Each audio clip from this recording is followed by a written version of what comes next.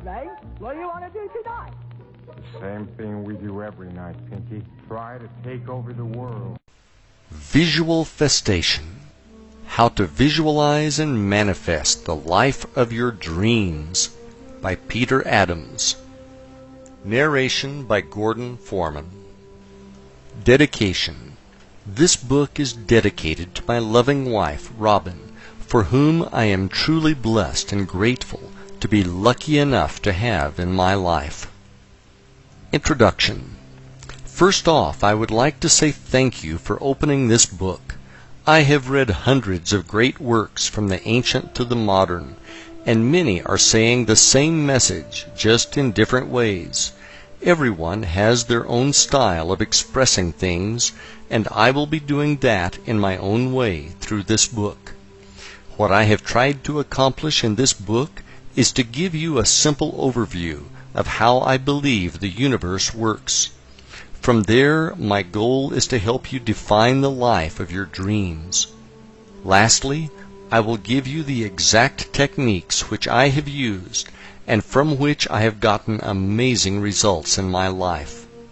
I have used these techniques to work with the universe, and I feel as though my life is magical and truly blessed. Everyone is in a different spot in their lives, and if you are reading this book, my guess is that you are looking for some type of change with something in your life. After reading this book, doing the exercises, and using the techniques, you will have what you need to be, do, or have anything you want in this life. There is a disclaimer to that statement, and that is that you must believe beyond a shadow of a doubt that it is possible. To take that one step further, you are going to need to believe that it already exists for you and that it is on its way. The concepts in this book which I have written about are universal, and they are true for everyone. I am not here to challenge anyone's belief system, challenge anyone's religion, or get into a debate about how the universe was created. When I refer to the universe, it may be what you refer to as God, Buddha, source energy, universal life force, or whatever you believe in. The important thing you need to remember is that whatever you choose to call it, it is still true. If you are ready to start creating the life of your dreams, let us begin. Chapter 1. 12 Crazy Goals. Time for a change. I, like many others, got introduced to the self-help industry as a result of being unhappy with the circumstances that existed in my life. I had been downsized as a result of a corporate consolidation, and I was unable to find a replacement job which paid anything near what I was formerly earning. Suddenly, I clearly understood the meaning of a relatively new term known as underemployed. To make matters worse, I was working in a position that was not a spiritual match for my soul. My job duties as an analyst for a large for-profit hospital corporation included explaining why the hospital I oversaw had a good or bad month financially. What really bothered me was, if we had a good month, that meant it was a tragic month for the patients and their families. It really hit home one day when I ran into a neighbor of mine in the cafeteria who told me that his mother had been admitted and that she was not going to be coming home again. The following month we had a great month financially, and I had to explain in my report that it was because we had an outlier. An outlier, in hospital lingo, refers to a patient who has billed charges that exceed $250,000. Seeing my neighbor at the hospital and knowing that his mother's prolonged death was boosting our bottom line, I knew I had to get out of this business. When it was bad, it was good, was not the kind of business I wanted to be in. Being unhappy with my professional life and simultaneously having financial challenges as a result of being downsized, I knew that I needed a major change. I don't remember how many times I could not sleep at night, and I would turn on the television to see Anthony Robbins' infomercial for his personal power system. I felt like he was really talking to me when he asked, "Are you ready to change your life? What are you waiting for?" The only problem I had was that I didn't have enough money or room on my credit card to buy his system. Well, the universe was not going to let money get in the way of getting personal power. The following morning, I ran into my friend Ron on the beach, and he told me that he had just bought it, and that he would let me borrow it as soon as he got through with it. Now I was fired up, and I remembered Tony saying that we needed to take massive action on the infomercial. So, rather than sit patiently and wait for Ron to finish the course, I got started immediately and went down to the local library and checked out a couple of self-help classics. One was The Power of Your Subconscious Mind by Dr. Joseph Murphy, and the other was The Magic of Believing by Claude Bristol. After reading these, it was clear that we could make massive changes in our lives for the better through the effective use of our subconscious mind. Early one morning, while sitting down on the beach, I meditated on the question, what should I be doing with my life? After a few minutes of meditating on that question, a movie started playing in my head. It was crystal clear, and it showed me being a real estate broker who was very active in charities, and there were pictures and thank you letters on the walls of my office. I don't know how long the vision lasted, but when I came out of meditation, I had tears of joy in my eyes, and my body felt like it was buzzing from head to toe.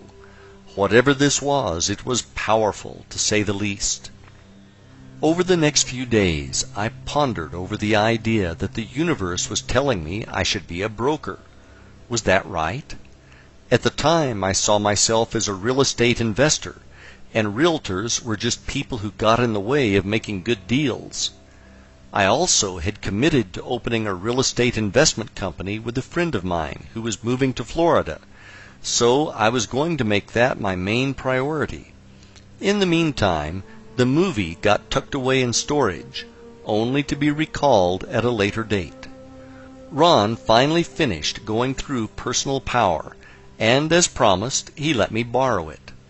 I thought it was amazing, and I started incorporating a lot of what I heard on the audio CDs into my daily routine. One of the things I really liked was what Tony called an hour of power. In his hour of power, he talked about getting up in the morning and spending an hour alone and following a routine which consisted of exercise, meditation, and reading motivational material. I made some tweaks to his program, and each morning after working out at the gym, I would drive down to the beach and spend 60 to 90 minutes on the beach doing my hour of power each morning before going to what I started to call my temp job. In my hour of power, I would get a cup of coffee at the local 7-Eleven and drive on to Siesta Key and down to Turtle Beach, which was at the southern end of the island. I would then grab my folding beach chair and a bag containing the books I was reading, a small copy of the New Testament, a notebook for brainstorming and scripting, my vision book, and my small notebook that contained my written goals. One of the things I started to notice was the fact that if it rained out and I could not sit on the beach for my hour of power, I could feel the difference in my energy level and mood. I would actually feel like I was mildly depressed, which was not how I wanted to start my day.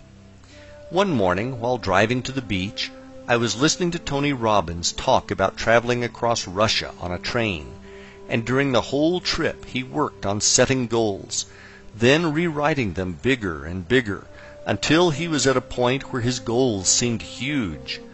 When I arrived at the beach, I decided that it was time for me to make some big goals which were going to stretch me out of my comfort zone. I took out a notebook and I started to work on goals which would cover business, health and fitness, travel, relationships, and my spiritual connection with the universe. When I got done with the list, I had 12 goals written down, which to me at that time seemed absolutely huge. I knew that if these goals came true, I would have the life of my dreams. The next thing I started to do was to work with my list of goals and try to develop what each one would look like and what it would feel like when it manifested. I put a lot of thought into this as I was serious about getting the results that I wanted. What I did next was to create a small notebook in which I included some affirmations, a few quotes from the Bible about prayer, and a list of my goals. And after each of the goals I drew a smiley face or two to represent happiness and gratitude for its coming into my experience. Goal number 1. I am happy. The first goal was pretty straightforward, and it meant that I was happy with all aspects of my life. When I would read this goal, I would get into a deep feeling of gratitude for how great it was to be happy, and I would truly experience the feeling of being happy. Goal number 2. I have no consumer debt.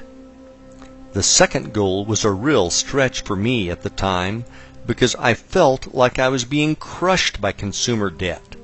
I had credit cards that ended up being maxed out as a result of me trying to subsidize my loss of income from the downsizing. I also still owed on student loans that helped me finance my undergraduate and graduate degrees. The payment on the student loans felt like a car payment for a Porsche that would never be paid off, and the minimum payment on the credit cards felt like a mortgage. Between the credit cards and the student loans, I believe I owed roughly $35,000. I wish that was all I owed, but it was not. We also had car payments. Out of necessity, we bought 2 new cars before the downsizing, as the ones we had were breaking down frequently, with major repairs being needed. So add another $20,000 to the mix. Now we are up to roughly $55,000 in consumer debt, and that didn't include our mortgage of $100,000. The one word which best described this feeling I had at the time was hopeless. Well, Tony said think big, so I was taking his advice on this one. To create the visualization for this goal, I would see myself going to the mailbox at the end of the driveway. When I got to the mailbox, I would open it up to find it either empty or just containing some junk mail. I would then feel how good it was not to have any bills in the mail. At the time I set this goal, I got a sick feeling in my stomach every time I went to retrieve the mail in the mailbox, as it would be stuffed with bills, late notices, etc. If you are in a similar situation right now, let me tell you that it is not hopeless at all, and that miracles do happen. Read on. Goal number 3. I am a very successful full-time real estate investor and self-made millionaire.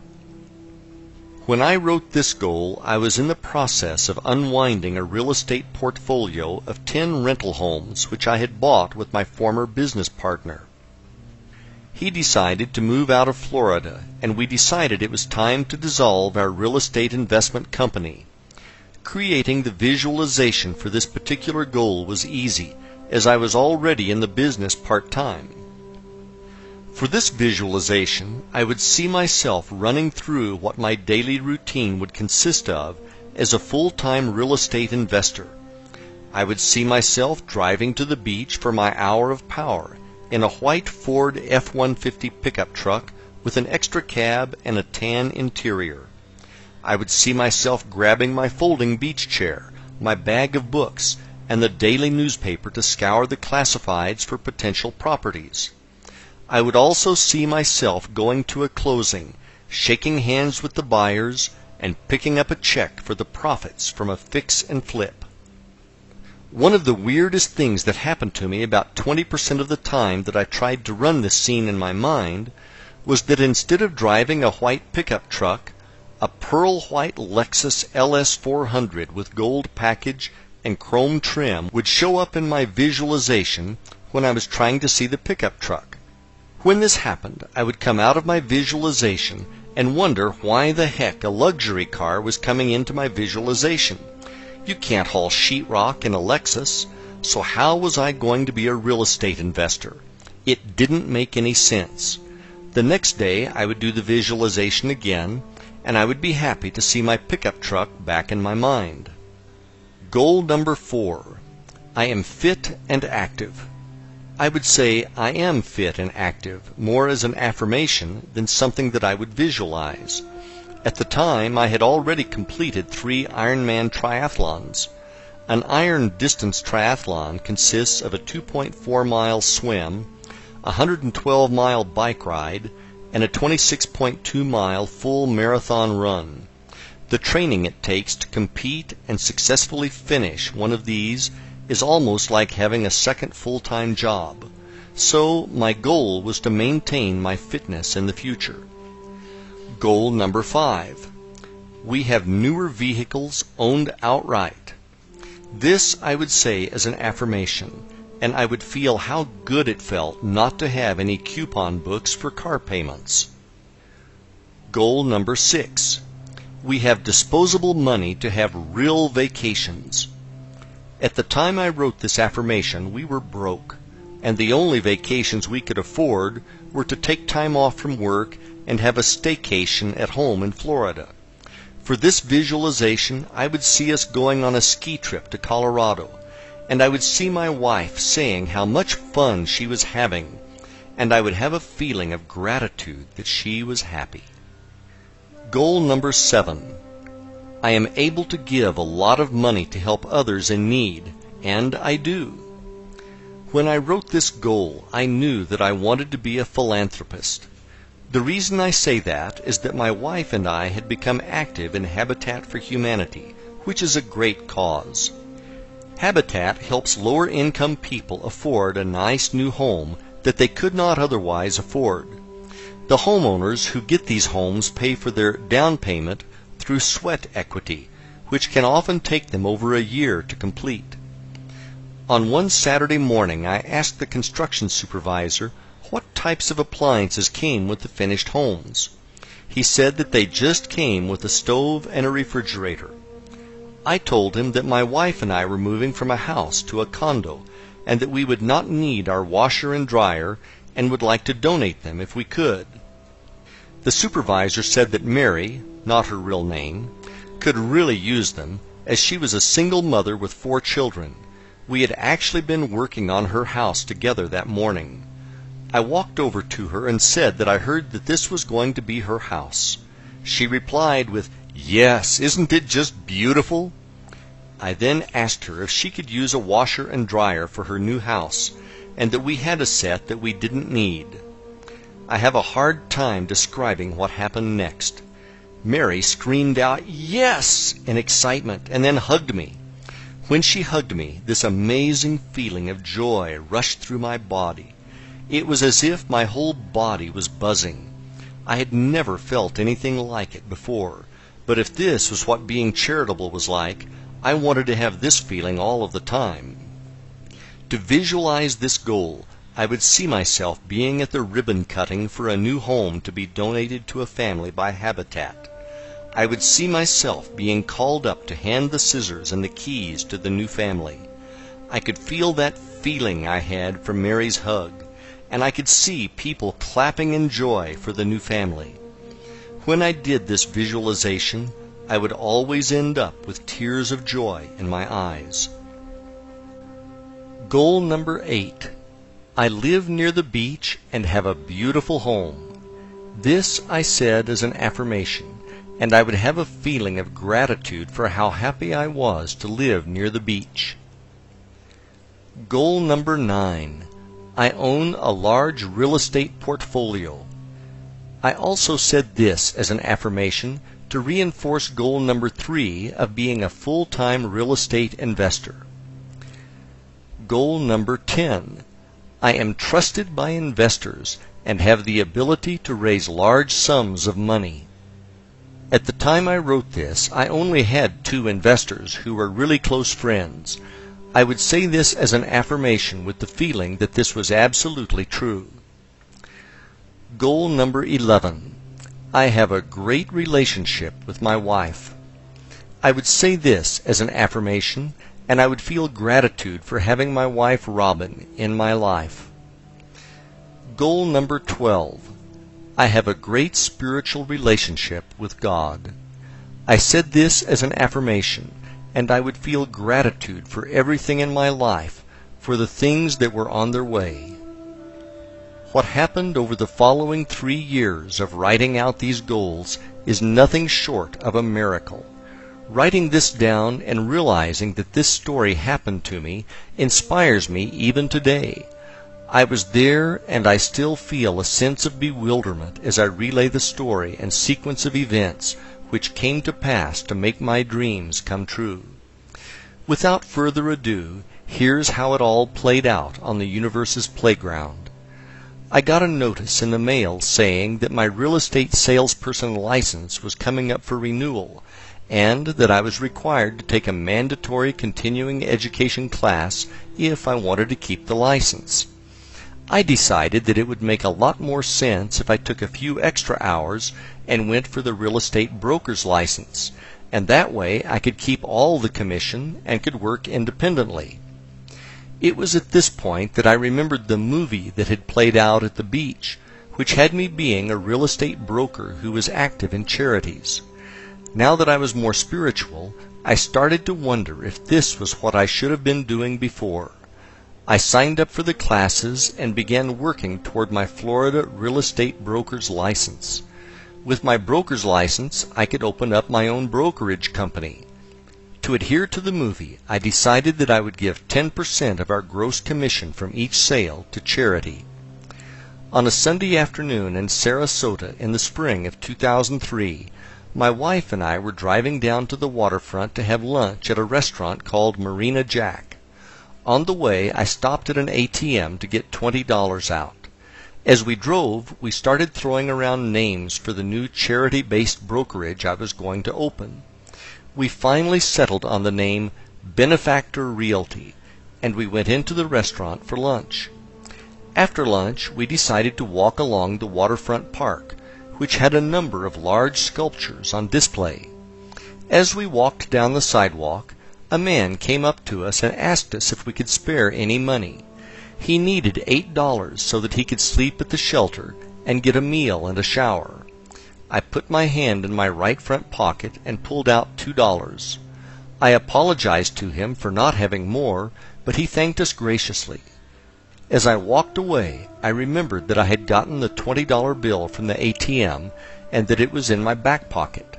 I turned around and went back to the man and saw that another Good Samaritan was handing him a $5 bill. Telling him that his luck was changing, and now he was 2 for 2, I gave him the $20 I had found in my pocket. There was something different about this person. He did not look like the many homeless I had seen before. He was dressed in the clothes of a tradesman, and he had the clearest blue eyes I had ever seen.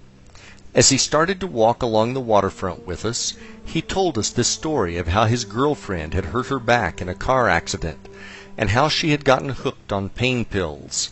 He said that he had tried to take the pills away from her, and she had called the police on him and filed a restraining order saying that he was abusive. Now that he could not go back to his home, he was worried that he was going to become homeless. To give him hope, I told him about the story of Og Mandino. Og was at one time in his life a homeless and hopeless alcoholic. Og started to read self-help books at the library and turned himself into a millionaire, a best-selling author, and an incredible motivational speaker. I also told the man that he should get his hands on a Bible. At that moment, he reached into his pocket and pulled out a small, brand-new, white-covered version of the New Testament. I don't know how I did this, but I went to look for the verse from the Gospel of Mark that I read every day on the beach, and as if by magic I hit the exact page on my first try. I read him the verse, I then went to find the verse from Matthew that I read in my hour of power, and again I hit the exact page on my first try. I read that verse to him, and after telling him that everything was going to work out, I handed him back his copy of the New Testament. He thanked us again and said that we had really helped him out. After I had walked about 7 steps away from the man, I got this rush of energy that I can only describe as what happens on that old television series, The Highlander, when Duncan MacLeod goes through a quickening. I could feel my whole body tingling the way it did the day Mary from Habitat hugged me. All I know is that whole experience was strange, to say the least. I also remember wondering if that was somehow a test to see if I was serious about having a company called Benefactor Realty and about giving to charity. Not long after that, I opened up Benefactor Realty and began to work as a real estate broker part-time when I was not at my temp job. Fortunately, most people who have jobs do most of their looking at properties on the weekend. One Sunday afternoon, on our way back from looking at a restaurant site on the East Coast, I received 2 calls saying that offers we had put in for a buyer had gotten accepted, which was great news, as we had another property go under contract on Saturday. I was now looking at making more money in 3 days than I could in 6 months on the temp job. My wife looked at me and said, "Pete, you can't afford to work there anymore." We drove home, and I wondered if I should really quit my day job and embark on this real estate thing. About 10 years earlier, I had tried leaving corporate to open a small business, which didn't make it because it was undercapitalized, and I was worried about it happening again. The following morning, I went into my office to try to figure out what to do. I will never forget the call that changed my life. It was around 10 a.m. on Monday morning when my office phone rang. It was my good friend Bill. I had worked with him, and we had been downsized together by our former, now bankrupt, employer. When I answered, Bill asked me, "What are you doing?" I thought this was weird, so I said, "Bill, you called me at work. What do you think I'm doing?" Bill then said, "That's not what I meant. What I meant was, what are you thinking? Are you thinking about doing something?" I told him that I was thinking about leaving the hospital and selling real estate. He said, "The money is there. The money is there." Bill then told me that he had been meditating at the lake by his house when a message came beaming in from the universe which said that he needed to call me and give me the message that the money is there. You can't make this kind of stuff up. As if getting 3 deals under contract was not enough, now I had the universe calling me on the telephone.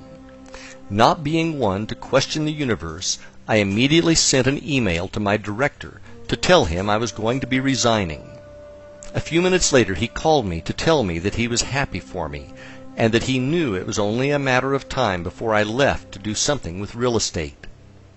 I then went to meet with my original investors and asked them if they would be interested in investing with me again.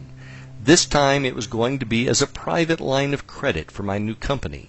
They were excited about the new opportunity and wrote me a check on the spot. Bill's words were now echoing again, and the money really was there. Driving back home on my normal route that week, I looked off to the side and saw a pearl white Lexus LS400 with chrome trim and the gold package with a for sale sign on it. I pulled into the parking lot and walked over to the car. It was the car that had kept popping up in my visualizations. It was not a car that looked like the car. It was the exact car. Without hesitation, I called the number on the sign and bought the car. I then got a call from a wonderful tenant we had in a rental property. She called to ask me if I would help her find a house to purchase, as she did not want to get priced out of the market. I said sure, and then I asked her if she wanted to buy the one she was in. She wasn't sure if she could afford it, but I told her I would help her with closing costs, etc. What I hadn't realized was that this property had appreciated by almost $35,000 over a 2-year period since we bought it. In less than a 60-day period, I had opened a new company and left my job, sold 3 properties as a broker, sold the rental house for a windfall profit, and paid off all my consumer debt, including the 2 cars, all the credit cards, and my student loans. This was totally out of the blue, and totally blew me away. My life had completely changed for the better. When I wrote those dozen goals, I never saw any of this coming. I had no idea how it was going to happen. All I knew was that it was my job to keep believing it was going to happen and let the universe handle the details. That same year, my wife and I went on our ski vacation to Breckenridge, Colorado, and 12 months later, we bought a waterfront home close to the beach. With help from the universe, we blew the crazy goals out of the water. There was more to come the following year, and this is going to blow you away.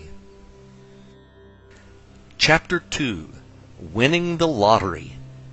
After an unbelievable year during which all of my goals and dreams came true, I started to think about what else there was that I truly wanted to experience in my life.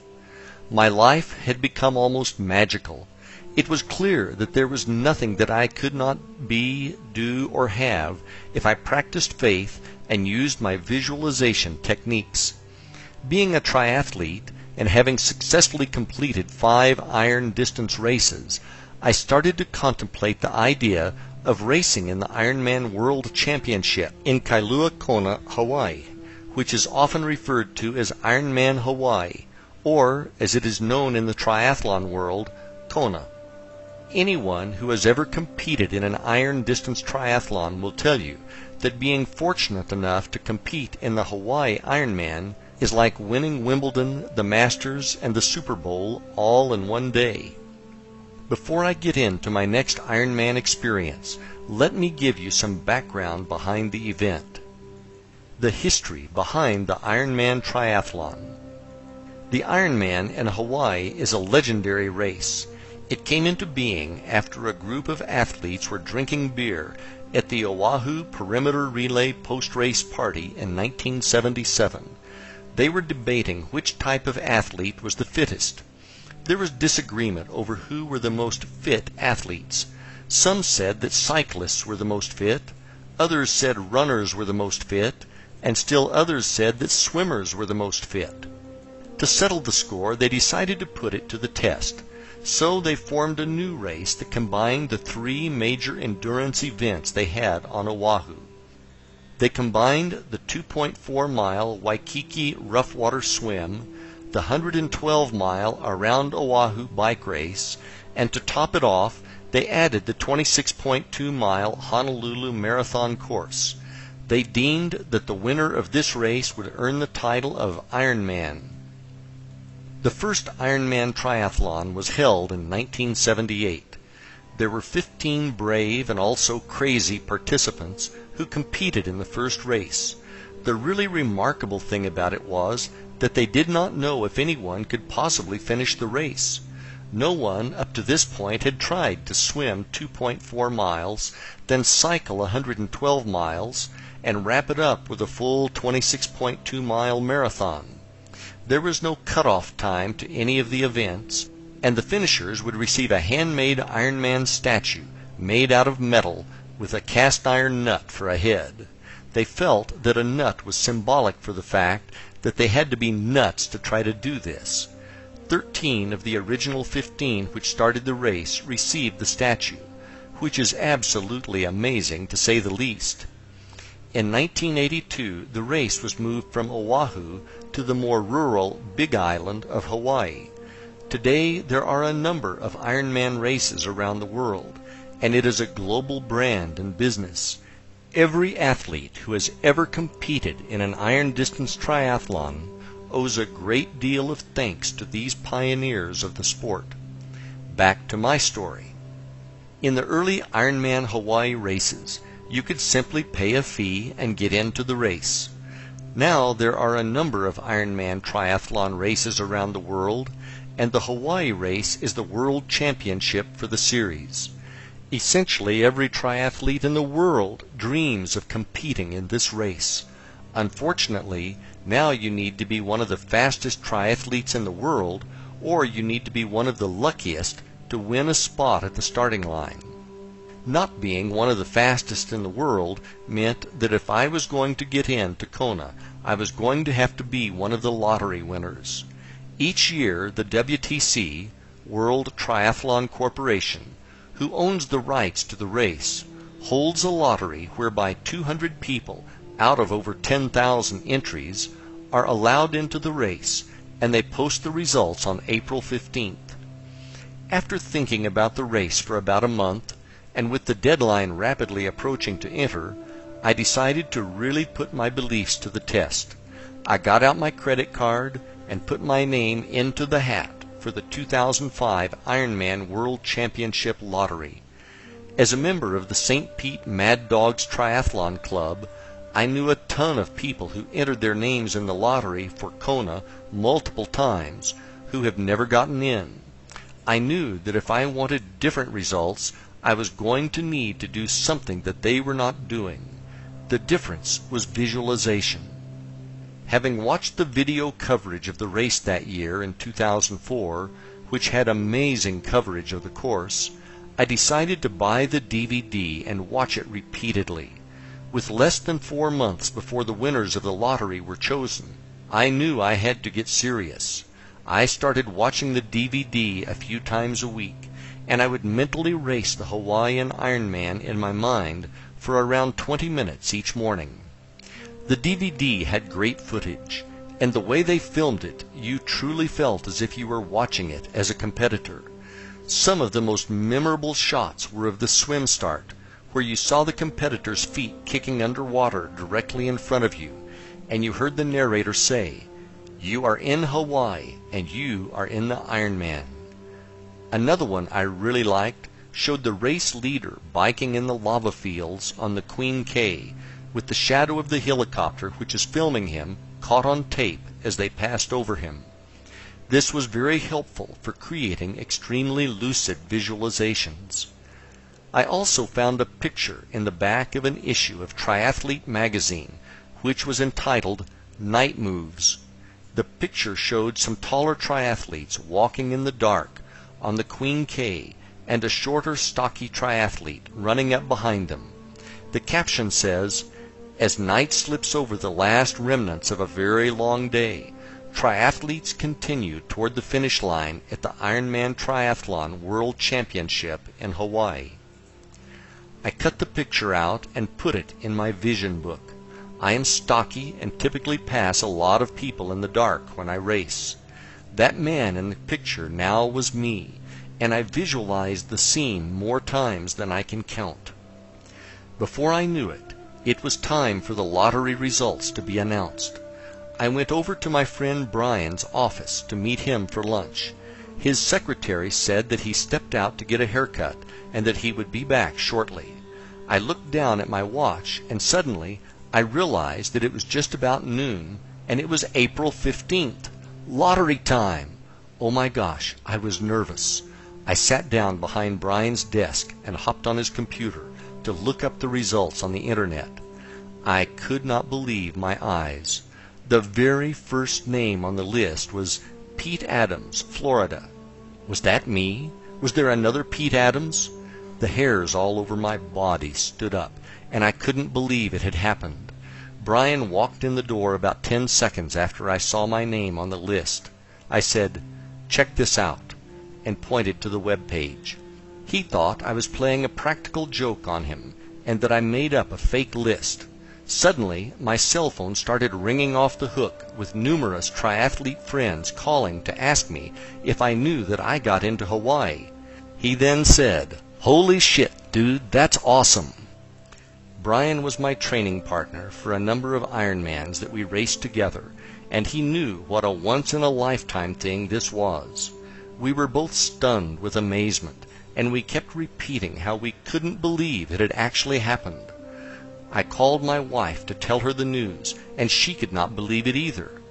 I remember her saying, "No way! Are you serious? Oh my God, Pete, that's awesome!" And then her cell phone started to ring, with friends calling to tell her the news. I cannot tell you the amount of gratitude I felt when I heard the news. The universe had done it again. Wow! You are in Hawaii, and you are in the Ironman. 6 months later, and just like in the video, there I was standing in the body marking line, carrying my transition bags, and getting the number 813 stamped on my body. If you have ever done a triathlon, right before the start of the race, your nerves and emotions are in overdrive. Kick that up about 1,000%, and that is what this race feels like. After body marking, we headed over to drop off my bags, and I did a final check on my bike to make sure the tires weren't flat. Now it felt like a mini eternity as I treaded water and waited for the start of the race. The cannon went off, and the swim portion of the race was on. As I swam, I could see the feet kicking in front of me, and I heard the narrator's voice in my head saying, "You are in Hawaii, and you are in the Ironman." It was just like I was in the 2004 DVD. I mean, really like I was in the DVD. I seriously started to wonder if I was really here, really in Hawaii, really in the Ironman, or if this was a dream I was having that just happened to be very real. The swim is my weakest event, so after emerging from the Pacific, I didn't have a hard time finding my bike, as there were very few left in transition. I hopped on my bike, and the adrenaline really kicked in, as there were people everywhere cheering us on. In town, there is a loop at the beginning of the bike course, and I passed my wife and friends who were cheering me on 2 times before leaving town. After passing them at Hot Corner for the final time, I rode up Palani Road and then out to the lava fields on the Queen K Highway. Out on the Queen K and heading out past the airport, I finally settled down and got into a good rhythm on the bike. It was very desolate in the lava fields, and again it looked just like the DVD. You have plenty of time to think on a 112-mile bike ride, and I again started to wonder if I was really here or not. I started to wonder if I might actually be dead, and God was letting me do the race as part of heaven. I'm not joking when I say this. I even started to wonder if I was in a cycling accident and maybe I was in a coma or something. In this race, drafting on the bike is not allowed. So when you pass someone, they are supposed to fall back and keep a 3 bike length gap between racers. About 35 miles into the bike course, I found myself in a section of the course that had a series of rolling hills. I was taking turns passing and being passed by a female racer on a green Griffin tri-bike. She was lighter than me, so she typically passed me on the climbs, and being heavier, I passed her on the descents. This went on for about 10 minutes, and then I rode up next to her and she looked over at me. I asked her point blank, "Are we really here?" Her response was, "Yeah, I know what you mean. It's surreal." At least I was not the only person having these thoughts. I felt better, but I still wondered if it was a dream. I started to make my way up to the turnaround at the town of Hawi, and the winds were getting really strong. It was a serious crosswind, but at the time I confused it for a headwind, and started to look forward to the tailwind I was going to have on the way out of town. After stopping at the bike special needs station and eating my Ironman racing meal of choice, boiled ham and white cheddar cheese on white bread with yellow mustard, I hopped back on the bike to make my return ride back to Kona. Heading out of Hawi, I realized there was no tailwind waiting for me. Instead, it was headwind part 2. I was now pedaling my brains out and only going 17 miles per hour downhill. I should have been going around 40 miles per hour down a hill like this. Now I was starting to worry about making the bike time cutoff. I finally made it back to Queen K and back to the lava fields. When I was making the turn, I saw a racer who had a different style bike hydration system. It looked more like a tank. He hadn't hit the winds on the climb to Hawi yet, and I felt sorry for him. All I could think was that I was glad I was not that poor bastard. I didn't know it at the time, but his name was John Blaze, and he was known as the Blaze Man. He was out here doing the Iron Man while suffering from an incredible pain from a deadly advanced stage of incurable ALS, more commonly known as Lou Gehrig's disease. He had a special hydration system because he could not catch bottles at the aid stations, as the disease had taken away his ability to grab and hold things. John was a spokesman for ALS and was an amazing human being. John made it to the finish line that day in Kona. Unfortunately, a few years later, that horrible disease took his life. Heading back through the lava fields, all I could think about was how much easier it was on the way out. As I rode, I could hear a helicopter getting closer, and before I knew it, it was above me, and the shadow of it passed directly over me and my bike. It was exactly the way it happened in the 2004 DVD.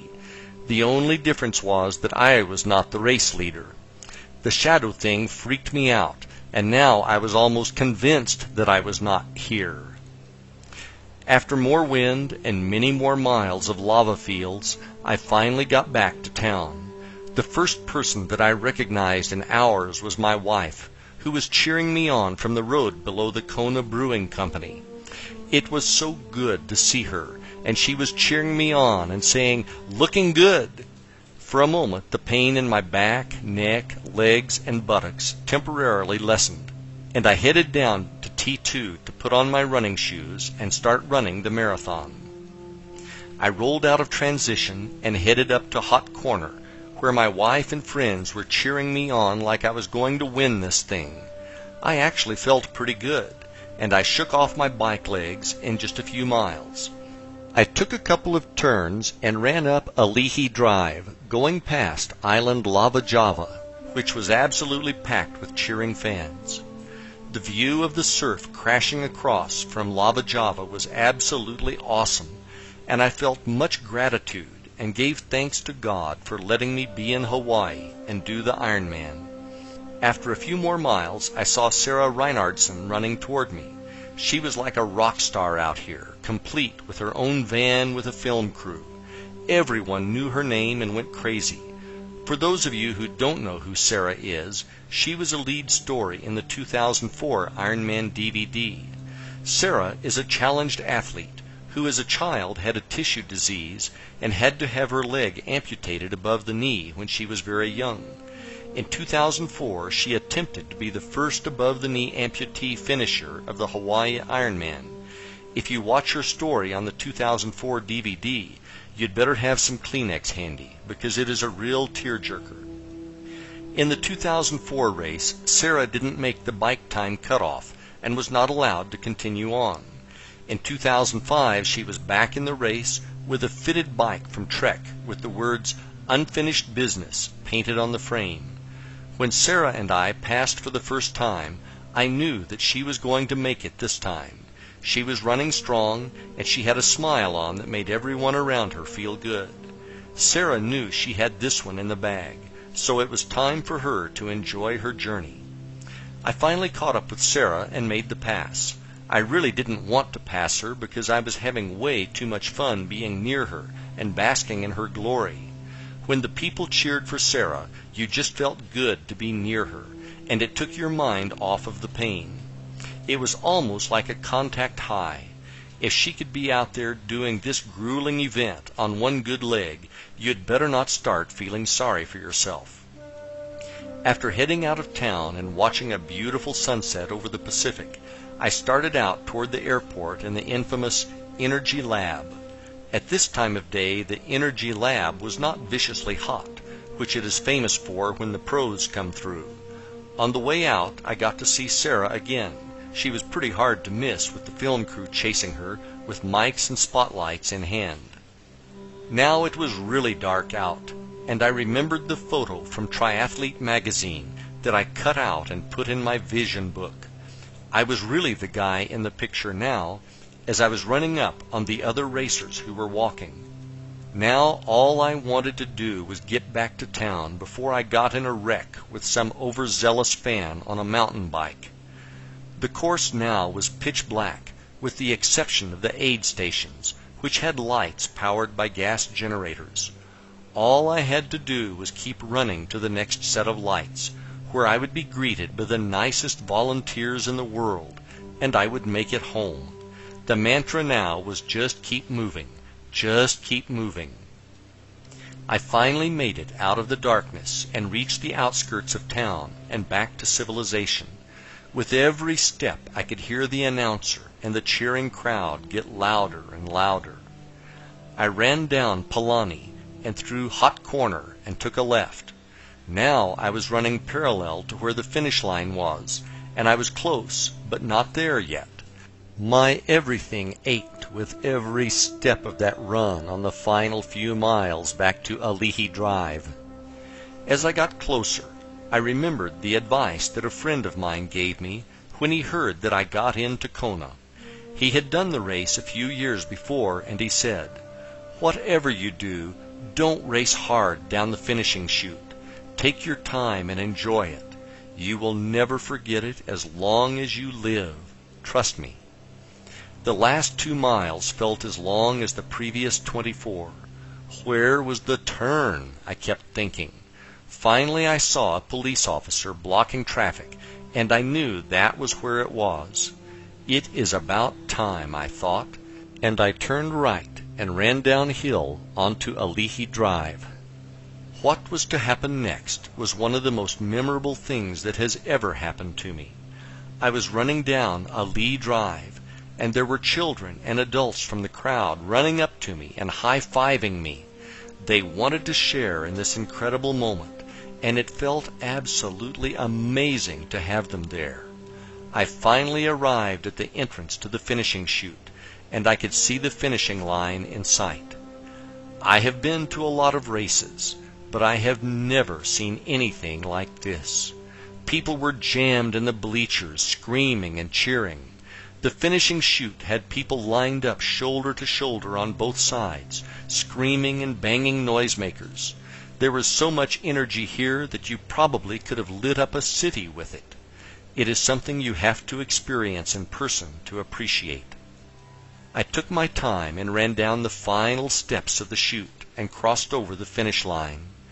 I don't have words to describe what that was like. It was almost like you never wanted that moment to be over, even though you spent the entire day wishing it would be. After crossing the finish line, I was given a fresh lei of flowers, which smelled amazing, a towel, and my official finisher's medal. A moment later, I was greeted by Robin and friends at the finish line, who wanted to help me out in any manner possible. I told them I was all set, and that all I wanted was to head up to the hotel room so that I could drink a cold beer and take a hot shower. As I made my way through the crowd of spectators, everyone I passed said "Great job" or "Congratulations," and all I could do was say thank you. Thank you to all the fans. Thank you to all the volunteers. Thank you to the original 15 racers from 1978. Thank you to my wife and friends for their great love and support. Thank you to the race gods of the Big Island for watching over me. Thank you, Lord, for this amazing experience, which I will always remember with great joy and gratitude. As they say in the Ironman world, anything is possible. I hope this story has made you a believer of the same. Chapter 3. The Vision House.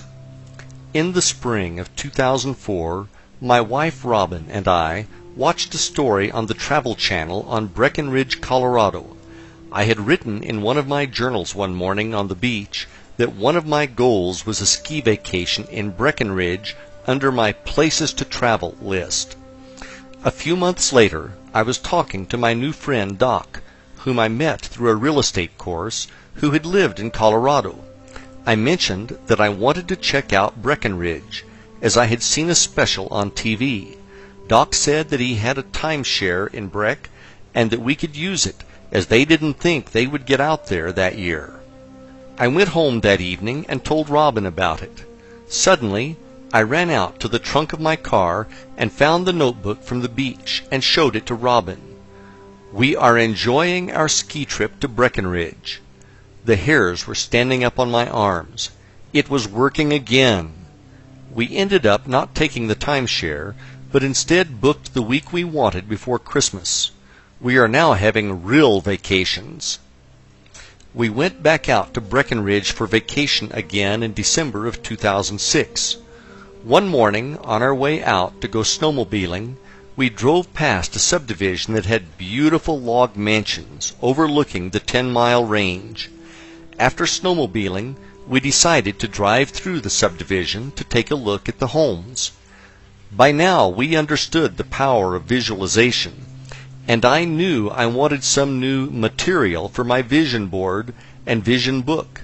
We drove around the subdivision until we found the house we thought had the best view. We took a picture of the house along with a picture of the view it had. After arriving home, I had a friend of mine print them off in color, and I put the two pictures in my vision book. These pictures to me represented my ideal scene, because if we lived in a house like this as our second home, we obviously were very successful. What I would visualize was that I would be having conference calls with our asset managers, and after these meetings, I took the afternoon off to either go skiing or play golf, depending on the season. Many times, if I found myself unable to sleep, this was the visualization I would use to burn into my subconscious mind before falling back to sleep. I probably did this visualization over 500 times. In the summer of 2010, we decided to escape the Florida heat and work remotely from Breckenridge, Colorado. We found a very small furnished cabin to rent off of Craigslist that was only about a mile from the subdivision where we took the pictures in 2006. That summer, we rode our mountain bikes through the subdivision and took more pictures. We really loved that summer out in Colorado, so we decided to look for an annual rental. After going to a yoga class on one Friday afternoon in July, Robin returned home to search the internet for an annual rental. After an hour or so of searching various websites and not finding what she was looking for, I suggested that she check out Craigslist. On the second page of ads, she found a home that sounded very interesting. She started looking at the pictures and she said, "Pete, you have got to see this house." I walked over to where she was working on her computer, and when I looked at the pictures, I realized it was the house in my vision book. The hairs on my arms stood up when I saw the pictures. I was in complete amazement. I asked Robin who the contact person was for the ad. She told me the name, and for some reason I knew I had heard the name before. I did a search on the name in my email, and I found the name connected to an ad off Craigslist for a garage apartment I had inquired about back in March of 2009. I asked the owner if she could send me some pictures of the apartment. She did, and once again the hairs went up on my arms when I looked at a picture taken out of a window, and the view was almost identical to the one I had in my vision book. Now I realized that my vision house had come in not once, but twice. I replied to the email from March 2009, and we called the owner and set up a meeting with her on the following morning to see the home. She gave us the physical address, and we drove by the property a few minutes later because we could not wait to see if it was the same one. 5 minutes later, we knew beyond any shadow of a doubt that it was the same house as in my vision book. We couldn't believe what was actually happening. The next morning, we drove back over to meet with the owner and to get a tour of the house. The owner was very nice, and we spent 90 minutes meeting with her over coffee, learning about their beautiful home. I don't know if I can describe the feeling of total awe and amazement that was going through my mind and body as we toured the house. Looking out the windows and seeing the same view I had been seeing in my visualizations was almost overwhelming. We talked with the owner regarding what a strange coincidence it was for us finding each other twice off Craigslist in 2 different years on 2 different ads. We didn't mention the pictures from 2006, the vision board, or the visualizations of doing conference calls with the asset managers, etc. We were worried that she would think we were delusional and had stopped taking our medication or something. We told her that we were interested and asked her to send us an application. We then drove off to go mountain biking in Colorado Springs, and the rest of the day we kept asking ourselves whether or not that had really happened. It was so unbelievable that it was almost too much to comprehend. It proved that creative visualization worked. I mean, really worked. These experiences were manifested, and it had nothing to do with fate or coincidences or whatever. We all have the power to create the life and circumstances in our lives which we desire. I hope that you have found my experiences to be an inspiration to you. Chapter 4. Quantum Physics and Energy. Quantum physics is a very complicated subject, and I honestly cannot say that I am an expert on the topic. Rather than make this a technical discussion on quantum theory, I prefer to simplify it for you. In short, everything in our universe, when broken down into the smallest building blocks, is one thing, and that is energy. Everything you see, feel, taste, etc. is composed entirely of energy. You may never have thought of this before, but you are also comprised of energy. If you looked at your body through a very powerful microscope, you would see that, at the smallest level, you are in fact energy. To take it one step further, your spirit or soul, whichever feels more comfortable to you, is also energy. In this case, it is divine energy. Is it a wave or a particle? Quantum physics is the study of subatomic particles, the smallest building blocks of matter, and how they react.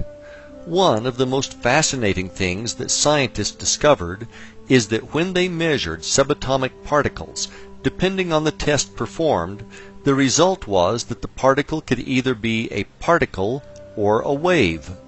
It was actually a probability amplitude, whereby it was simultaneously both a particle and a wave. If that wasn't strange enough, they then did further experiments and concluded the observer affected the outcome of the experiment just through observation. The truly amazing thing this proved was that the researchers' thoughts were affecting the outcome of the experiments. Thus, thoughts were actually real things, which had the energy to shape the outcome. What this told us was that the entire universe is made of this energy, and that outcomes could be manipulated by our thoughts. At this energy level, we are connected to source energy, which is also the level of creation in the universe. Chapter 5. It is all in your mind. Your thoughts are things, and they are creative in nature. Unfortunately, almost everyone in the world does not realize that they share in the creation of their own life through the thoughts that they think. Many people believe that they live in a predetermined life that is guided by fate and that they are just along for the ride. Nothing could be further from the truth. To make it a little clearer, imagine that you are both the leading character as well as the screenwriter in the movie called Your Life. The script is written by the thoughts you think, which then attract the scenes in your personal movie called Your Life. If you don't presently like the way the scene Your Life is playing, rewrite the script to change the scene. Most screenwriters unfortunately suffer from writer's block when it comes to writing the next scene. As the screenwriter, you can create any movie of your life as long as you believe that you can. GIGO, or GIGO, is an acronym that stands for Garbage In, Garbage Out. Let's bring this into the realm of thought. If you think negative thoughts on an ongoing basis, you are going to see negative outcomes happening in your life. It is not by chance, but instead by natural law. One of the most damaging things that our minds can do if we are not vigilant in watching over our thoughts is to create what I call the downward spiral. In the downward spiral, thoughts of fear generate more and more thoughts of fear, and in your mind things are getting worse and worse. It is almost a total fear fest that is being choreographed completely in your mind as a result of wrong thoughts. Downward spiral example. An example of this could be a salesperson who is worried about making his or her quota. The salesperson starts to think ideas like this: if I don't make my quota, they are going to fire me, and I won't have a job. If I lose my job, then I won't be able to find another one. When I can't find another job, I'm going to lose the house. When I lose the house, I will lose my family, and no one will love me anymore. I will then be homeless and die from fill in the blank, all alone. Now the movie escalates into a full-blown tragedy, and the salesperson is feeling as if this reality is actually happening.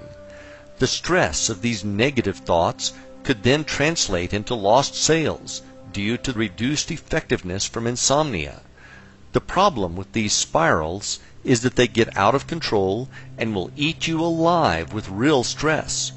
If these thoughts are not canceled out, they can become a self-fulfilling prophecy through negative outcomes being attracted to your life experience. Whenever your mind starts trying to play the spiral, you immediately need to forcefully say, "Stop!" You are the one who is in control of what you are going to think, and it is not going to be things like that. Period. Remember that nothing good can ever come from thinking negative thoughts, so decide now to purge them from your being. Thought barriers and misguided beliefs.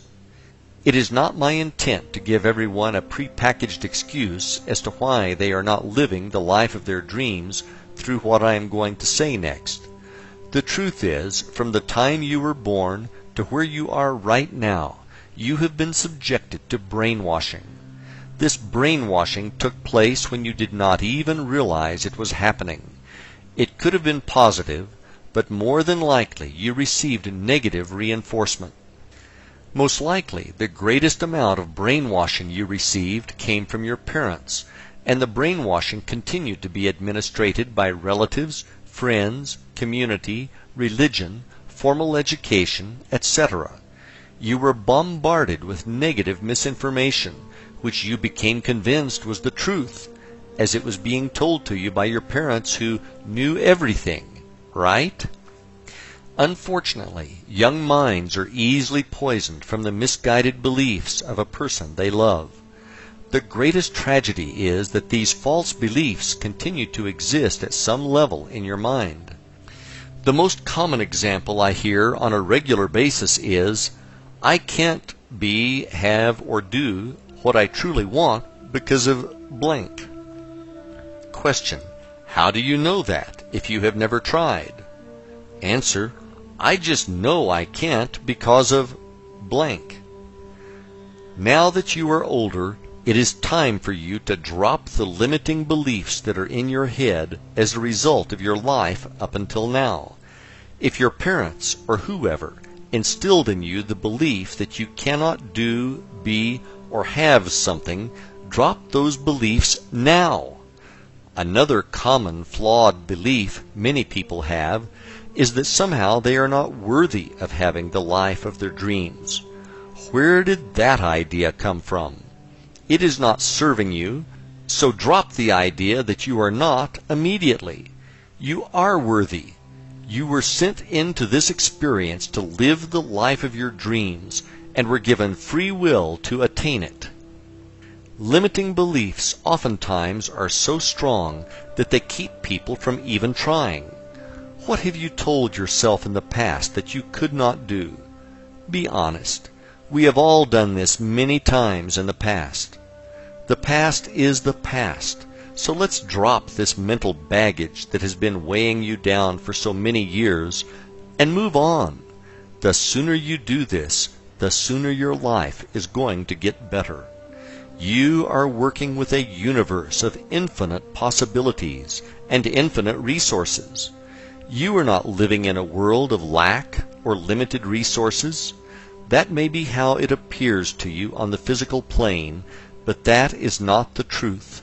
The truth is, The more you have, the more there is. The universe is constantly expanding, and everyone can have everything they want, if they believe they can, and if they are willing to do their part. What should I be thinking?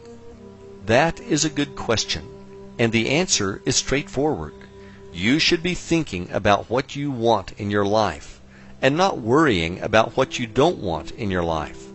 I am sure you have heard the common phrase, "When it rains, it pours." What you may not have realized is that it is a time-tested example of the law of attraction in action. As an example, let's say your automobile breaks down, resulting in an expensive repair at the garage. After you pay the mechanic, you hop back in your car, and all you can think about is how broke you now are. 10 minutes later, your cell phone rings, and it is your spouse calling to tell you that the air conditioning stopped working. With dread, you start to worry about how you're going to afford to pay for it. Then you realize the traffic ahead of you is stopped, and you notice too late and plow into the back of the car in front of you, badly damaging both of your vehicles. The next day, your boss asks you why you need an advance on your paycheck, and you respond with, "You know what they say, when it rains, it pours." What you think about and focus on is going to show up, so you need to be sure that what you are thinking about is a match to what you want to manifest in your life. If it is more money that you want, you need to get into the feeling that you already have plenty and are blessed with abundance. If this is the first time you've heard this, it might sound delusional, but it is not. The feeling in this case is a vibration that is being sent through your thoughts out to the universe. A mismatch in vibration will be corrected over time by the universe. In this case, it may be the temporary appearance of a money shortage. If you refuse to buy into the appearance and hold steadfast to your belief by feeling that you have plenty, the universe will bring the circumstances needed to match your vibration. The universe can do this in an infinite number of ways, one of which might be you suddenly land a huge client for your business, or, out of the blue, you receive a check from Uncle Bob, who just sold his company for $10 million and is feeling generous, or a $1 million idea comes to you about an invention you are working on. To people on the outside, this will just look like luck. There is no such thing as good luck or bad luck. There is such a thing as positive or negative expectations. These expectations that you have, whether positive or negative, will attract either good circumstances or bad circumstances, which will show up in your life. We are going to go through some exercises in Chapter 8 that will help you define what it is that you say you really want. Once we have defined it, we can then build upon that to create the techniques we will use later in the book. Chapter 6. Feelings and Gratitude. Simply put, like attracts like. So, you need to do a really good job of monitoring the thoughts you are currently thinking, as they will lead you to a state of feeling either good or bad. Think of your feelings as an early warning system to what you are thinking. If you feel bad about something and continue focusing on it, you are going to amplify that bad feeling. Through amplifying that bad feeling, you are going to attract into your life more of what will make you feel bad. That is absolutely not going to be a favorable thing for you when you get more and more things to feel lousy about. One of the best examples I have heard about the law of attraction is this. Imagine that the universe is a giant mail-order company, and the way that you place your orders is through the thoughts you are thinking. On the other side, imagine that there is a shipping clerk filling your order. The shipping clerk does not know if size 8 will fit you. All the clerk knows is that is what you ordered. Therefore, it must be the size you wanted. Sometimes these orders get shipped to us with bonus extras, which could be really good or really bad for that matter, based on what we are thinking. The good thing about all of the orders we place is that they can be canceled before they are shipped through a change in our thinking. The best thoughts by far that we should be thinking are thoughts that give us a feeling of gratitude.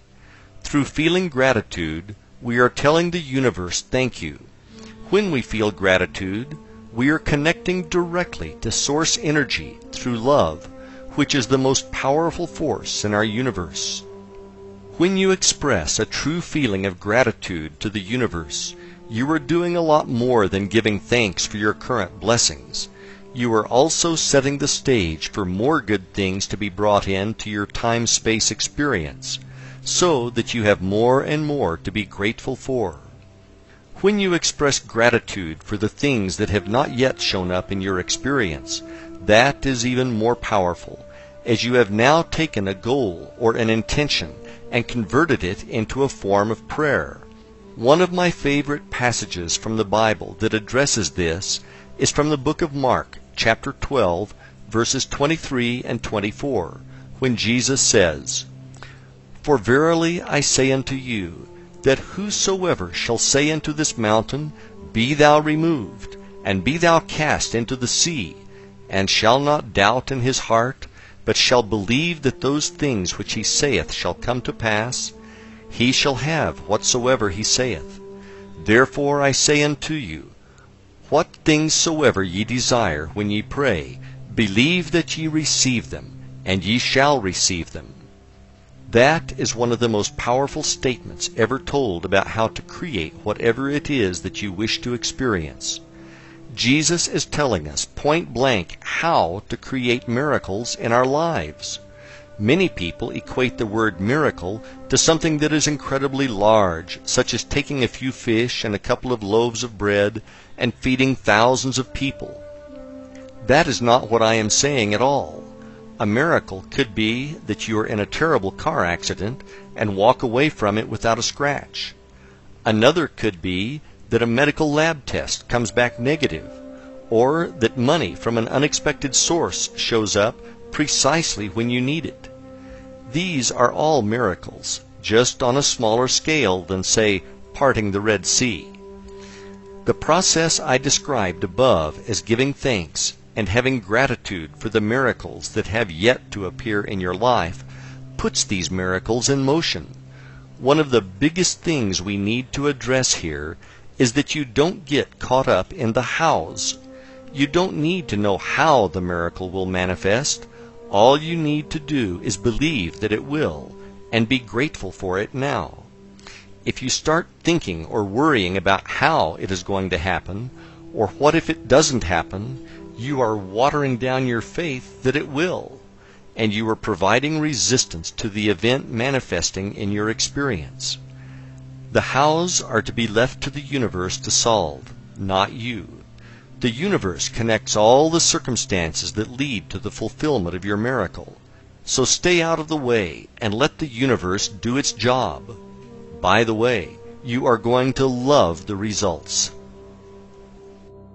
Chapter 7. Ask and it is given, and your role as a co-creator. There have been numerous books, this one included, and recently a movie, all about the law of attraction and the process of creation. Ask, believe, and receive was told to us over 2,000 years ago by Jesus, and was recorded in the Bible in the book of Matthew, chapter 7, verses 7 and 8. Ask, and it shall be given you. Seek, and ye shall find. Knock, and it shall be opened up unto you. For every one that asketh receiveth, and he that seeketh findeth, and to him that knocketh it shall be opened. A question that you may want to ask yourself is why, after all this time, do we still not get it? My personal belief is that a lot of people have been told by various religions that somehow God is separate from them, and they are not worthy, and if you don't follow our dogma, you are going to spend the rest of your days in a hot place, and they don't call it Florida. In fact, nothing could be further from the truth. There is a piece of the Creator inside you, and you do have the power to create miracles in your life. I wrote this book to convey that message to you, and to share the techniques I have used successfully to create the miracles in my life. One of the things I think most books fail to get across is that you need to take action. This is what I define as the co-creator piece. In your role as co-creator, there are a number of job duties that come with the position, such as the following. Decide what it is that you want, why you want it, and be able to create desire for it. Believe that you do have the power within you to create anything. You need to get into the feeling of already having it. You need to have gratitude and believe that it is already on its way to you. You need to avoid anyone who says that for whatever reason you cannot be, do, or have what it is that you say you want. You need to practice the techniques I am going to share with you on a daily basis until you receive what it is that you want. If there is something you need as a skill to do whatever you say you want, you need to take specific action and acquire those skills. You need to make a permanent commitment to remove procrastination from your life. You need to stay out of the hows and leave that job up to the universe. The universe reorders itself to make your miracles come true. You don't need to know how. You need to develop the skill of endurance, as this is a lifelong journey, and there will be times when you may doubt that everything is working. If you fulfill your duties as co-creator, you will have whatever it is that you say you want. The universe will see to it. Chapter 8. Defining Your Dream Life. 3 not-so-simple questions. Ask yourself, what would I be if there was nothing that I could not be? What would I do if there was nothing that I could not do?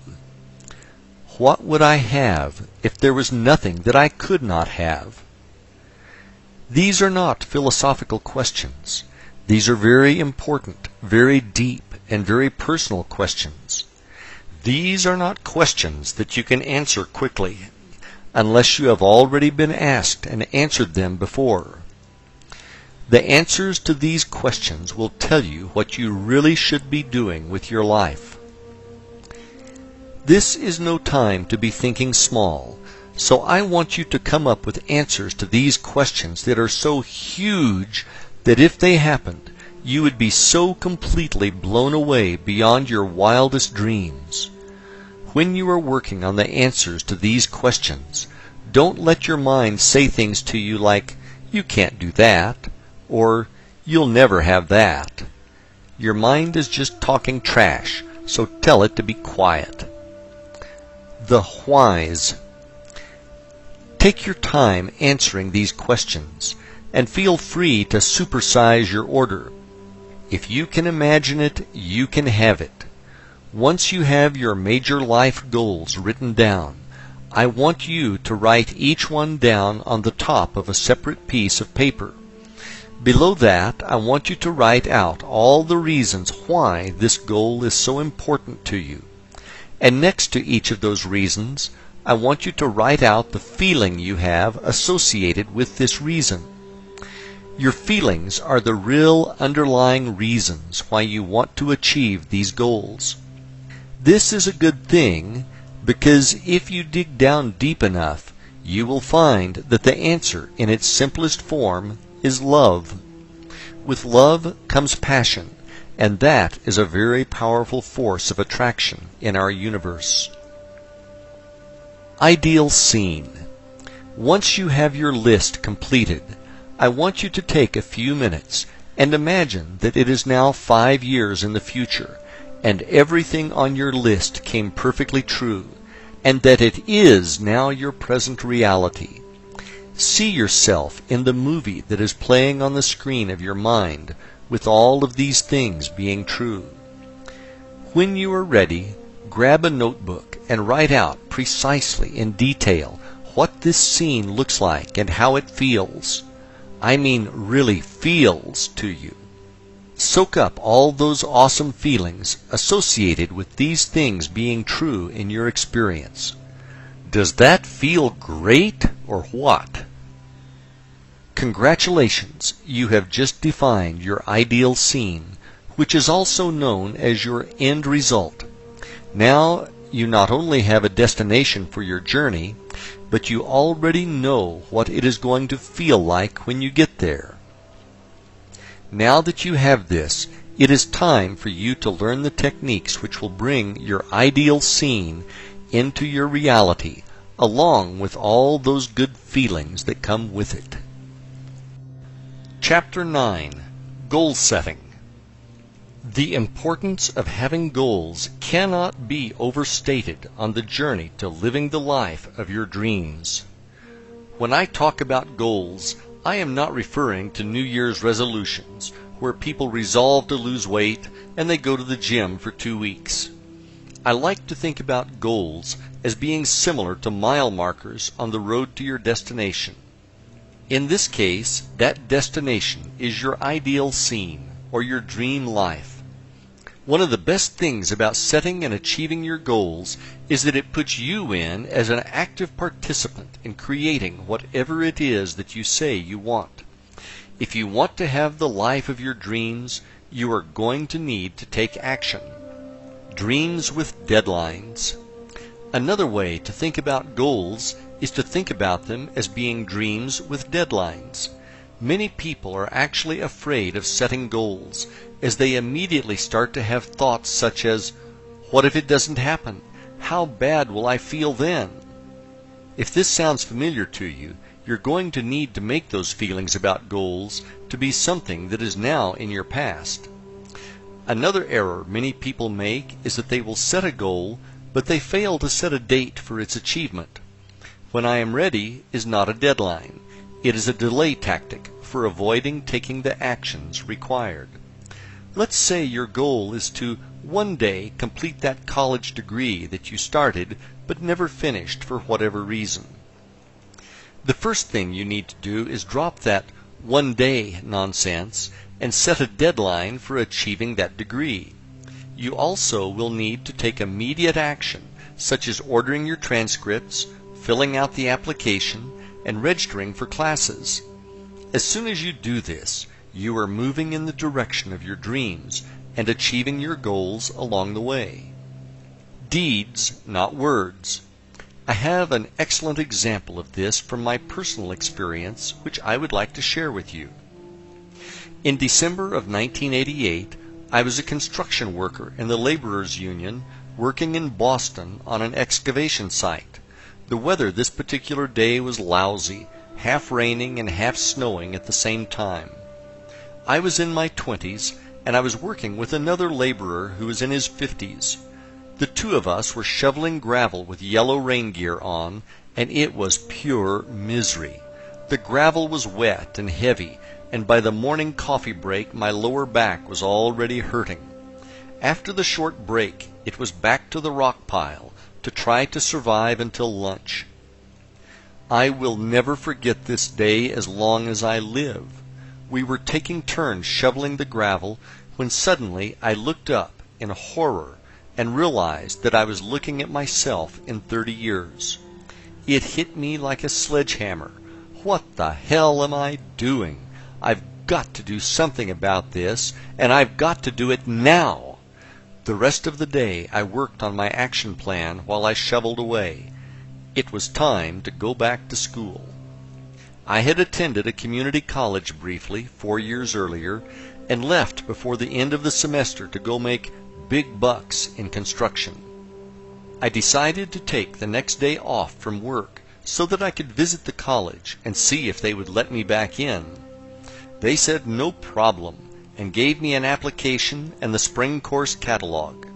I then called one of my friends to get the number of one of his friends who was a shift manager at a hazardous waste plant to see if there were any night openings. My timing could not have been better.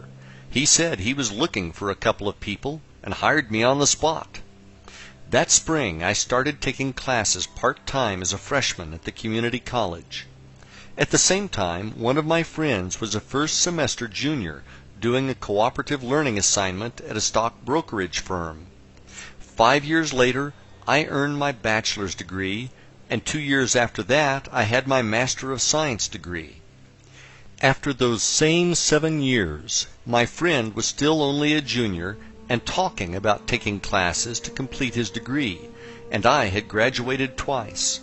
The major difference was that I took immediate action instead of just sitting around talking about it. When you make the commitment and take action, the universe will bend over backwards to help you achieve your goals. Words, not thoughts. Your goals need to be written, and you need to review them on a daily basis. Simply put, if they aren't written, you don't have them. Writing them down forces you to define clearly what it is you are going for. For your subconscious mind to assist you with achieving these goals, they need to be clear. Through writing them down, you are able to give your subconscious mind clear instructions. I personally suggest having a laminated card which you can carry in your pocket at all times, so that your goals are with you at all times. What I found helpful, and which added power to my goals, is that I added some short prayers to the opposite side. Another technique that I have used in the past is to rewrite my goals every morning. When you do this, it feels as if you are reinforcing your commitment to their achievement. Can you believe them? Your goals also need to be believable to you. Don't confuse this with the idea of knowing how they are going to come to fruition. That is not what I am saying. What I am saying, though, is if you create a really big goal, one which is beyond what you can get your mind to believe can happen, it is too big for you at this time. What will happen is that you won't be able to achieve the feeling that it has come true. As you set goals and achieve them, you are going to gain momentum and set bigger and bigger goals. One of the ways you can work on ramping up the size of your goals is to work on your faith. If you can truly believe with utmost certainty that your goals are already accomplished, you can pretty much ask for anything because you will be unstoppable. The why is as important as the what.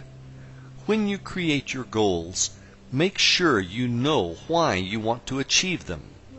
The reasons why you want to achieve these goals need to be powerful. If they are not powerful, you will not be able to generate a burning desire to have them fulfilled, which is necessary. This burning desire is also known as passion. If you don't have passion for what it is that you say you want, simply put, it won't happen because the energy is not there. With passion for their fulfillment, you will be able to generate very strong feelings of gratitude for their coming into your experience ahead of time. This is a crucial step in the process of manifestation. In the present.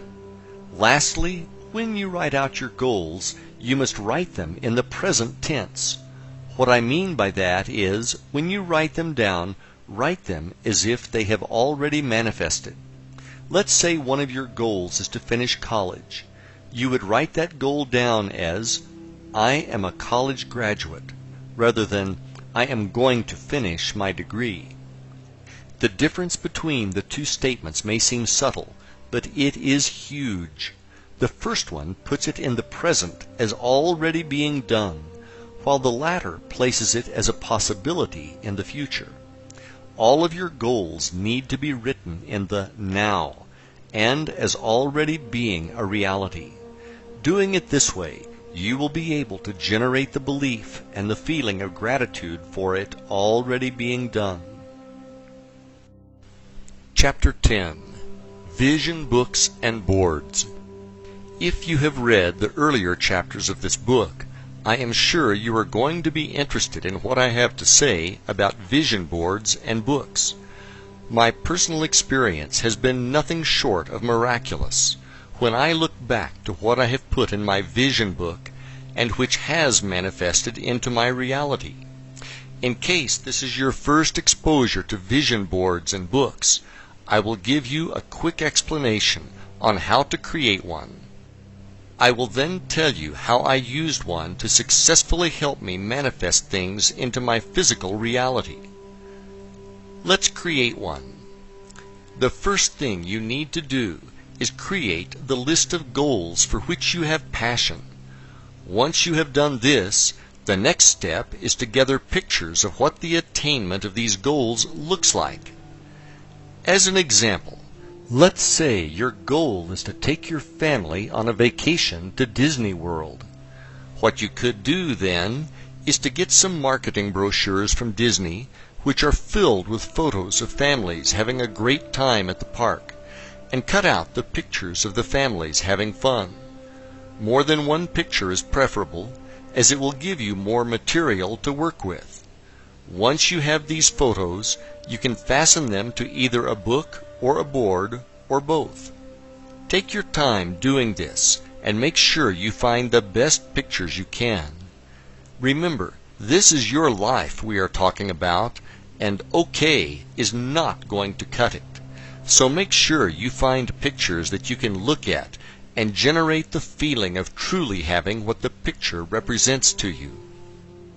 Where faith and belief is such a crucial part of the manifestation process, I highly recommend finding some spiritual verses that resonate with you and adding them in as well.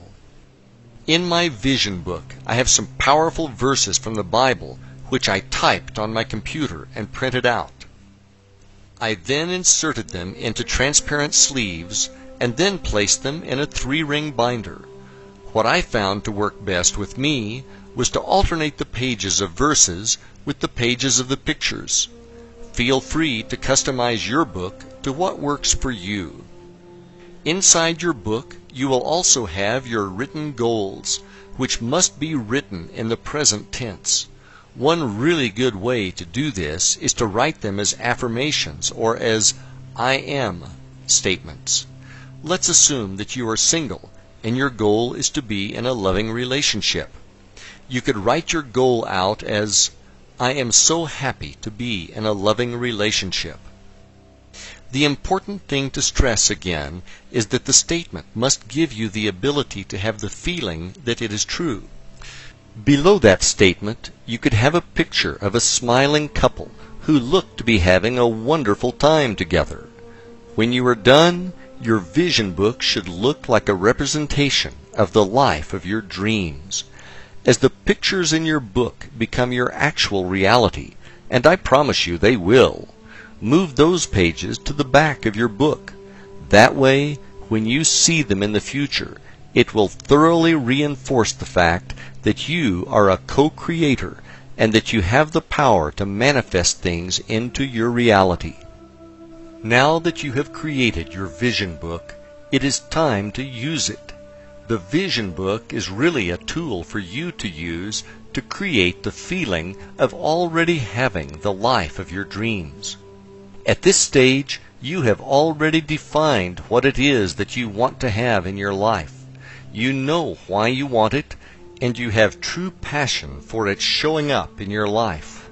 Having pictures of what it looks like now is very powerful. I cannot explain to you exactly how it works. All I can tell you is that when you combine this with visualization, you are going to be blown away by the results. Chapter 11. Creative Visualization and Manifestation. Before I get into how massively powerful I believe the process of visualization is for manifestation, let me first explain to you what I am talking about. The process of visualization is to actively use your imagination to create the movie in your mind of what your dream life looks and truly feels like. When done effectively, you will be able to create a visualization which will seem as real to you as the dreams you experience when you sleep. I am going to go through the techniques I practice, and if you want to learn more, I suggest reading an excellent book entitled Creative Visualization by Shakti Gawain. That's Gawain. I learned the pink bubble technique, which I will discuss later, straight from Shakti's book. The visualization process, step by step. One of the things you must be able to master to have really good visualizations is the ability to quiet your mind through meditation. If you are new to meditation, don't worry. You are not going to have to get on a plane to Tibet to learn. It is a lot simpler than you might think, but I would suggest reading more on the subject. To begin, you need to be able to relax, turn off your outside thoughts, and bring your brain waves down to a state known as alpha. At alpha, you are completely relaxed, but you are still awake. Alpha can best be described as the state which you are in just before you fall asleep. At that level, you are very relaxed, but you can still control your thoughts. One of the techniques I use to get into alpha is to sit in a comfortable chair, close my eyes, and relax, and then count backwards from 15 to 1. I actually see the numbers, and I relax more and more as I count down. Finally, at 1, I arrive at alpha, and I am completely relaxed. Once you are at alpha, you can begin your visualization process. When I first started to practice visualization, I would get into alpha and imagine a beam of white light passing through my body from the heavens to the center of the earth, and it would flow in and out with each breath, and after a handful of breaths, I would feel a sense of connection with the universe. Once I was at this level, I would begin my visualization process, which would last between 5 and 10 minutes, and I would step into my dream life, or ideal scene, where all of my goals had manifested. An important note I would like to add here is that when you are in your ideal scene, you are not visualizing about how it is to come about. Instead, you are enjoying being in the end result. One of the most important things you must have when visualizing is the ability to generate the feeling of joy and love that it has come true, and to bask in that good feeling. We live in a feeling universe, and these good feelings you experience are going to attract more experiences for you to have good feelings about. Eventually, these good feelings will be accompanied by the actual manifestation of the end result into your reality that you are now visualizing. Before you come out of your meditation, imagine the ideal scene now surrounded by a pink bubble, and get into a feeling of total joy and gratitude to the universe for bringing this to you. The next thing to do is to see the pink bubble float higher and higher, getting smaller and smaller as it rises to the heavens and eventually disappears. Now slowly open your eyes and realize that you have done your part, and the universe will bring it to you. Know and feel this to be true without any doubt. In the pink bubble technique just described above, the color pink is associated with love, which is the most powerful force in the universe. The bubble floating to the heavens represents detachment from the outcome, whereby you are not worried about it coming true because you know that it is true. My personal successes. I personally cannot tell you how truly powerful I believe the power of creative visualization to be.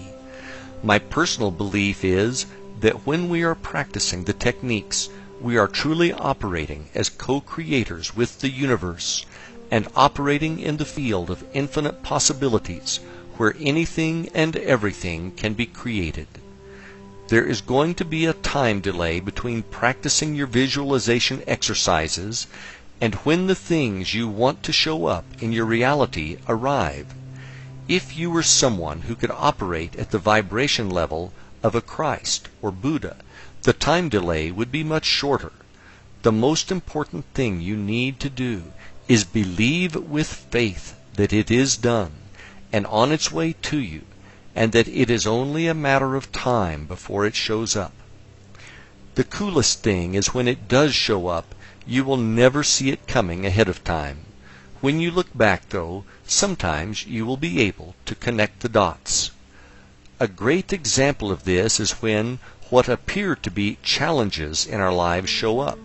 Sometimes the challenges are precisely part of the universe's plan, and they are actually events needed to create the circumstances for our dreams to manifest. We don't realize this because we are not able to peek behind the curtain to see how it is all actually happening.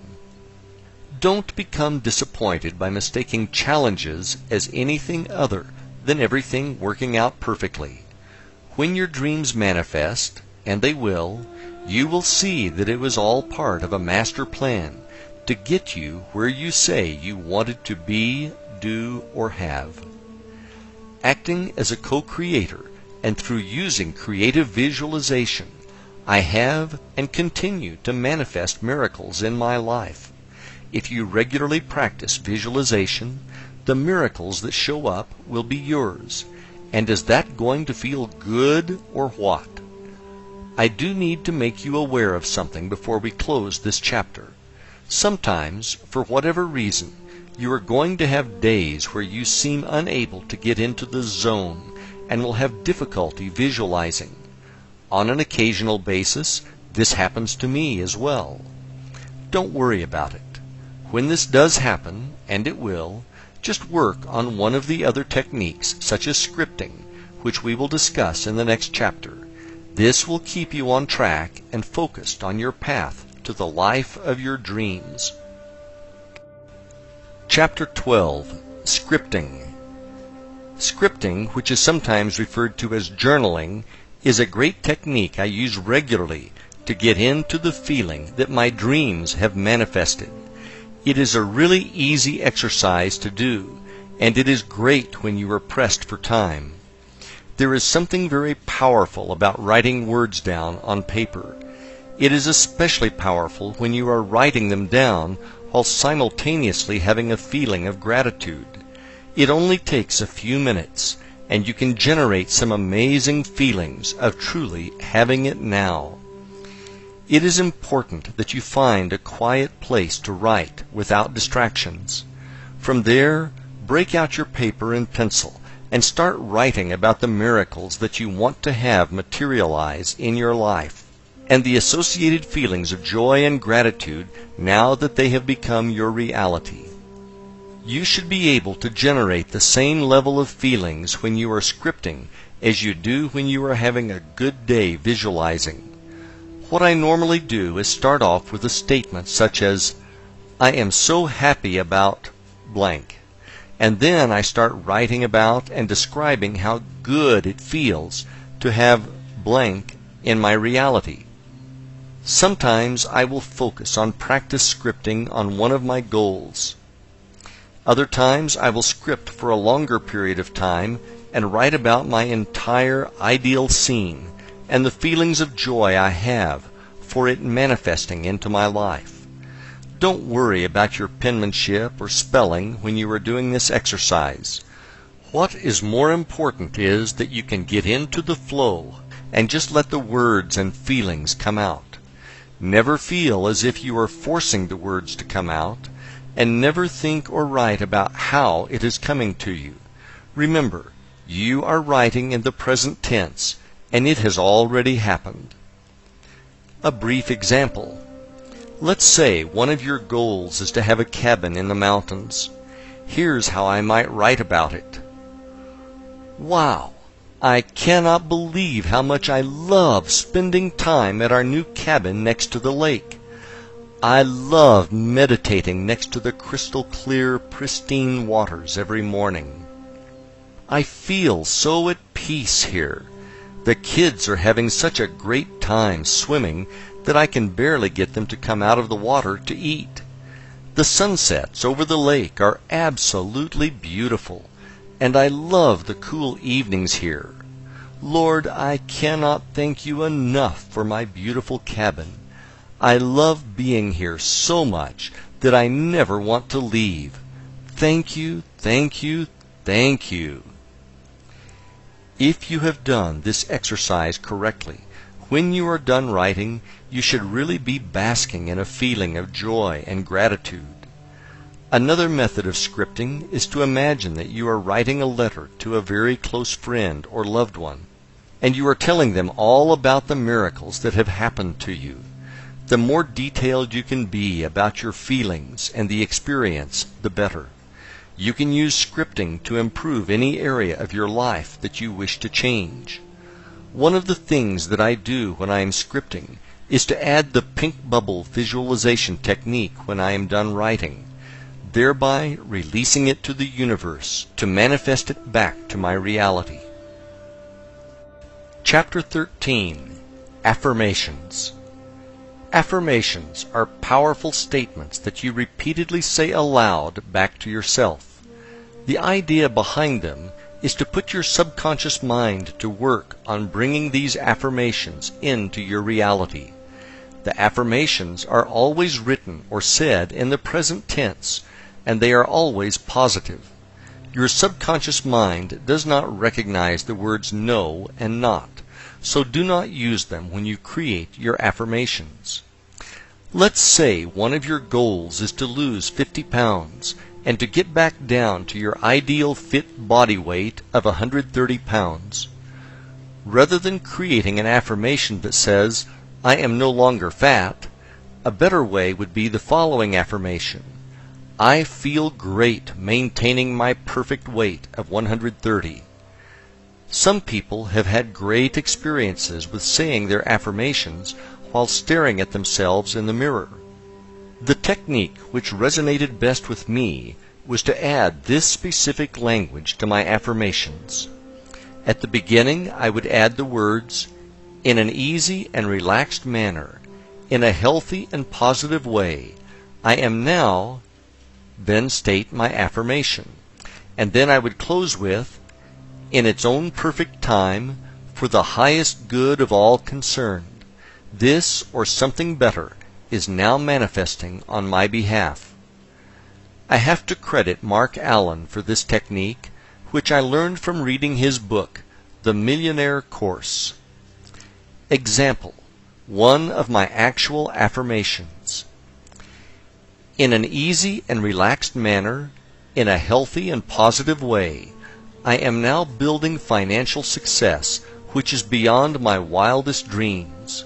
In its own perfect time, for the highest good of all concerned, this or something better is now manifesting on my behalf. This was one of the affirmations I created back during the time I was working on my 12 crazy goals. In closing, I think the best method to practice affirmations is to create one for each of your goals and then to repeat them when you first rise and again just before sleep. Then visualize and see them as all being true in your mind before drifting off to sleep. Chapter 14. As if. Think, speak, and act as if is a technique whereby you get into the mindset and feeling of being, having, and doing. What you are doing is creating a state of mind in which you feel as if you have already achieved your goals, and you create these feelings ahead of the actual event. You also combine this with action and do the things you will do when your dream life manifests, as well as acquiring the knowledge that you will need to be ready when your goals show up. One of the things you may need to get over is the concept of make-believe as something only children play. You live in a world that is make-believe, and never forget it. Wherever you are in life right now is a result of what you have believed and made. Now that you have been told this, it is time for you to use this knowledge to your advantage. Think of this as being similar to your visualizations, except that now you are doing them and you are fully conscious. To better get this concept across, let me give you an example from my life. The color of money. A few years after I bought that white Lexus LS 400, which I wrote about earlier in the book, I found myself wanting the newer model Lexus LS 430. I put a lot of miles on the LS 400, and I loved the car, but it was starting to wear out after I put about 180,000 miles on the odometer. One of the things I liked best about the newer LS 430 was that they added a wood insert into the steering wheel and dashboard, which really dressed up the interior. Knowing the power of being a co-creator, I drove down to the local Lexus dealer and picked up one of their sales brochures, which had a bunch of great pictures of both the exterior and interior of the car. I then cut out the best picture of the car and put it in my vision book, and I put the brochure in my Hour of Power bag, which I brought to the beach each day. After a while, I really knew what my new car looked like. When I would walk off the beach and get back to the LS 400, I would imagine that I was opening the trunk of my LS 430, and I would get into the feeling of how great it felt to have this beautiful car with a fantastic interior.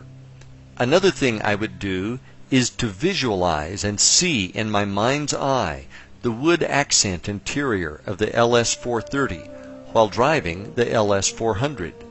This technique worked best when I would drive in the early morning before sunrise.